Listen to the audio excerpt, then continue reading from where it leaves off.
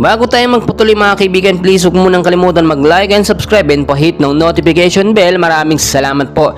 Naganap na nga po pinakahinihintay natin na total solar eclipse. Sa kasamang palad, hindi po ito nakita sa ating bansang Pilipinas.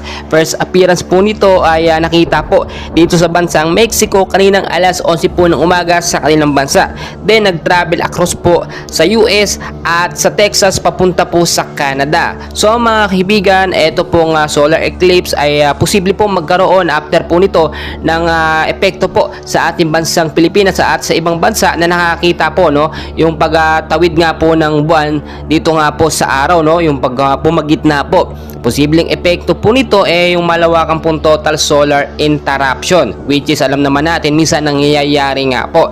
Dumilim po ng ilang minuto yung kalangitan kahit umaga po at talagang may babala din po ang ilang mga nakakatanda ay hindi sa pamahiin. Ito nga pong total solar eclipse ay nagbibigay po ng babala sa mga posible pong dilubyo na mangyayari po sa iba't ibang mga bansa. Or bago pa magsimula itong total solar eclipse ay nagkaroon na nga po ng mga sakuna, which is nakita naman natin yung naging lindol nga po sa Taiwan at etong sa Japan din nagkaroon itong nakaraan at babala din ng PhilBox posibleng magkaroon din ng 8.2 magnitude na lindol sa ating bansang Pilipinas. Kaya maging handa po tayo anuman pong oras. Mga kaibigan, pamahiin lamang yan, tanging pagtitiwala at pananalig sa Diyos ang ating kailangan para hindi po mangyari yung mga ganyan. Siyempre, nire-respeto naman natin yung paniniwala ng mga nakakatanda, nasa sa atin naman po yan.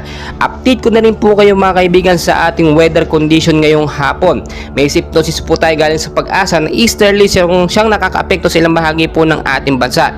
Forecast weather condition sa area po ng Metro Manila kasama na po ilang bahagi ng ating bansa.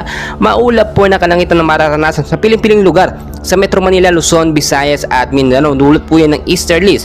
Posibleng pagbabaha sa mababang lugar at landslide naman doon po sa matataas na lugar. Mga kaibigan, wala pa naman po tayong bagyong binabantayan as of now, pero doon po sa labas ng bar may mga kumpol ng kaulapan or mga cloud cluster na yun na patuloy namin monitor. Patuloy ko po kayong update and please huwag kalimutan mag-like and subscribe. Maraming